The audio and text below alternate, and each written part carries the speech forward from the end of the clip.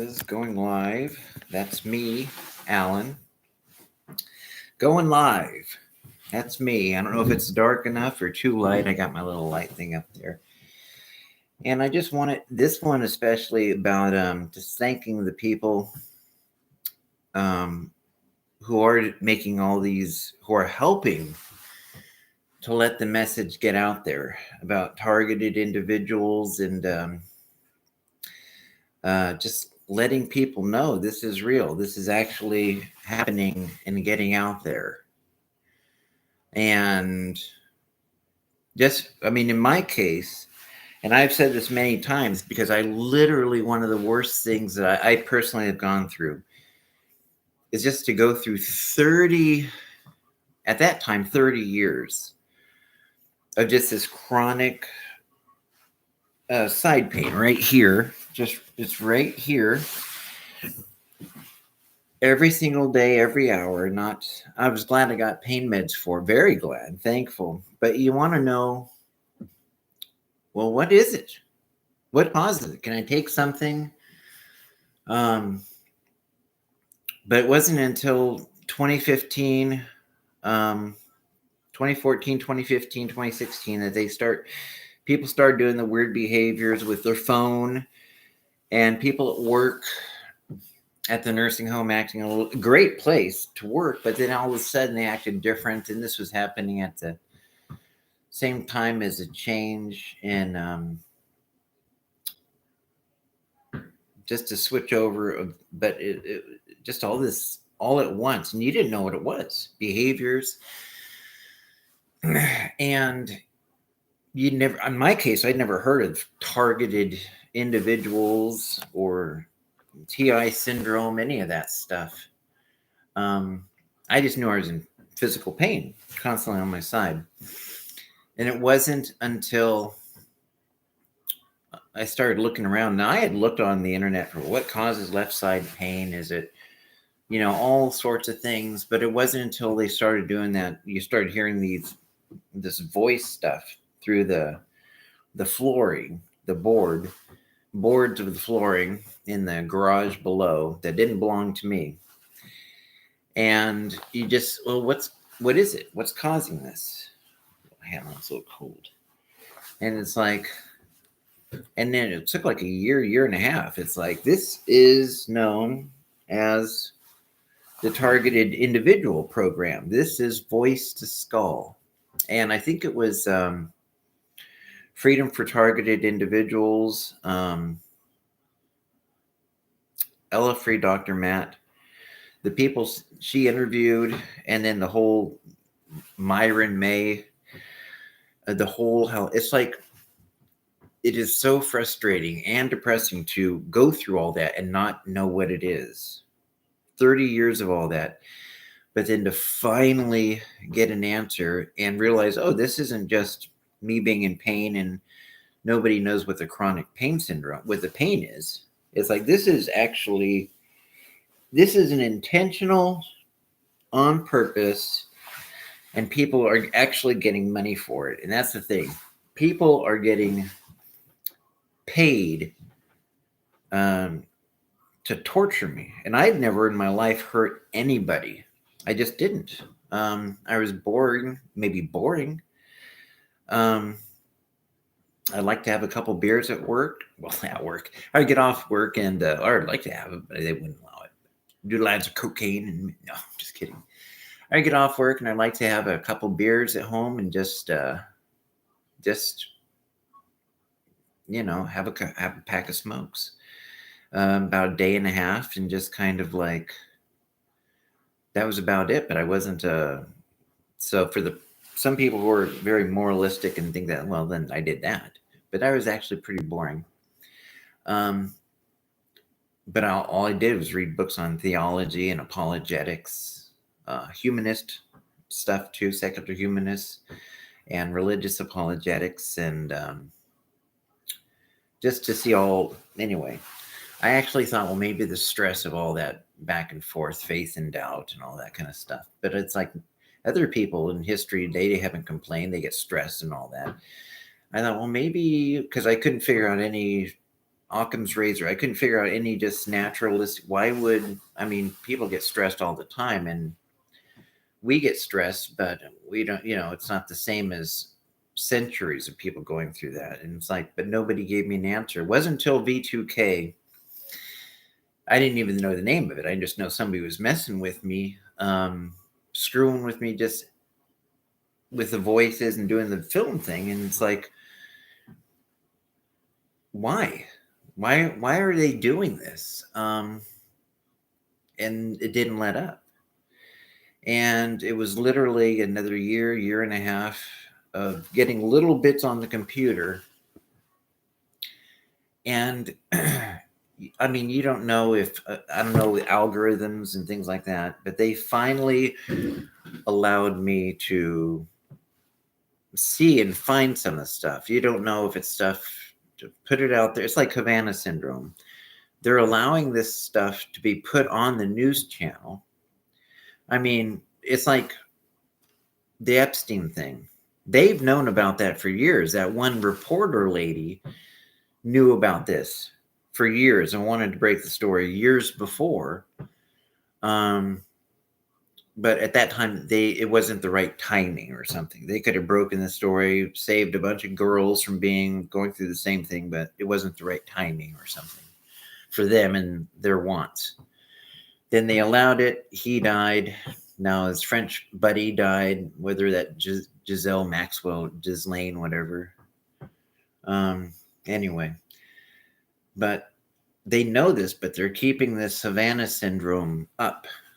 They're, keeping it going. All these CIA, FBI people having it. And it's like when you see the White House bioethics, the White House bioethics symposium or meeting committee in 2011 and 2012, well, and it's got these 10, 11 people there from different universities, experts, including, again, Dr. Fauci's wife, Dr. Christine Grady, the one with his wife, Dr. Christine Grady, a brilliant doctor in her own right, that President Obama had put her as a co-chair to make sure that whenever the military or pharmaceutical companies, experiment by giving people medications or devices, medical devices, to use them on people, that these people aren't being tortured. Hopefully they'll be giving informed consent. These are common sense things. Take this off. They'll be given informed consent, and this makes me look wimpy, but I don't care. It's just a sweater. I like it. And that people aren't being tortured. And the one thing, if you go through this program, it's not like a side product or sometimes people like getting a new medication that's supposed to help people, but sometimes like an antidepressant, there have been some people as a side effect can make their depression worse. The targeted individual program is not, let's benefit you to make you better, but sometimes some people go the other way with it. And no, this is literally only for the torture, a torture program. It's not to say that people can't, like in my case, it did help me to finally realize for 30 years what was causing my side pain, and that it was done intentional, is still being done intentional. But at least I know, and that's a positive. I was already a person who studied to be a pastor, and they were doing this to me in high school and then Bible college, which made parts, and I studied apologetics, which was trying to prove the existence of, religious belief, and which I was already able to do that with apologetics to where it wouldn't be, but to know that this was done to me and people were getting money for all those years, so that other people could get money off it and have a laugh at it. And I would work 2 jobs, just because it was difficult. And it was just, but I was always in pain. And for 8 years, and it was just, it was ridiculous having to go through pretty much most of the big decisions in my life was because of that I had to make. I always had to, what can I do with the medicine and always being in pain? Everything where I moved, where could I stop work and go? Because my medication was $500 a month. And I couldn't just quit and go to another job because, it's like I needed that insurance. Every major decision that I had to do had to involve that side pain and $500, having to pay for it. And everything had to do and I wanted to know why I was in pain. It's like, even though I had theological issues and questions, philosophical, but it's like when you imagine if you had a one-on-one with God, if you're raised religious, that was what I wanted to know. What is causing this side pain? What happened? What is this? But it's nice to know finally after 30 years, now 35 years, I know what it is. I know that it was done on purpose by our military and some kind of doctors. They got money from a federal, probably the National Institutes of Health, the ones that are doing Havana syndrome. In this torture program, they try to torture people to where they will end their lives and maybe get life insurance, like stranger-owned life insurance, Stolies, or dead peasants' life insurance. And I come from a very conservative religious town. And again, I bring that up because the shocking that they can do this, not just on Sunday, but all through the week. Even our grade schools have weekday school of the Bible, and it's just that type of town. And you would think, well, one person might be bad or two people, but they wouldn't as a group knowingly. And yeah, they are. And I'm in Salem now. But yeah, it's like you wonder in history books, how do people do something like, you obviously think of Hitler and the Holocaust.